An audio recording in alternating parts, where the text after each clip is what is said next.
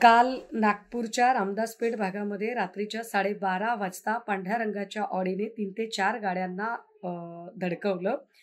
सुदैवाने याच्या जीवितहानी झाली नाही, मात्र 150च्या स्पीडने चालणाऱ्या या गाडीने मद्यधुंद अवस्थेमध्ये ज्या पद्धतीने एक धुडगूस घातला, त्यात कुणाचाही जीव जाऊ शकला असता।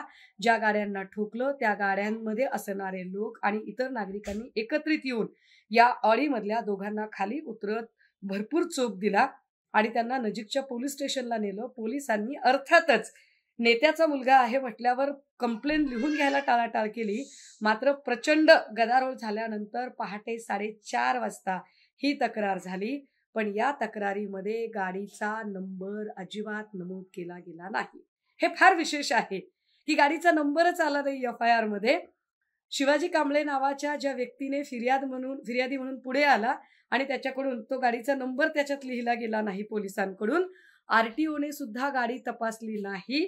ज्या अर्थी एवढा गदारोळ झाला, मारहाण झाली, गोंधळ झाला, त्या अर्थी गाडीचा नंबर तर अनेक लोकांना लक्षात होता, पण पोलिसांनी तो नंबर नोंदवून घेतला नाही।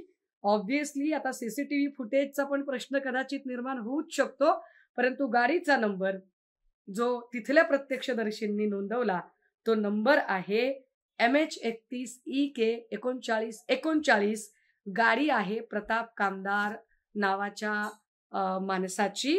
गाडीचा नंबर परत एकदा सांगितला पाहिजे, MH31EK 3939। मालक आहे प्रताप कामदार। गाडीची PUC नाहीये, इन्शुरन्स नाहीये, बरेचसे पेपर्स लॅप्स आहेत आणि अशा परिस्थितीमध्ये RTOने पण काहीच केलं नाही, कारण साहजिक आहे बावनकुळे साहेबांचा मुलगा गाडीत आहे म्हटल्यावर कोण एवढी मोठी रिस्क उचलून कामगिरी करणार आहे बरं?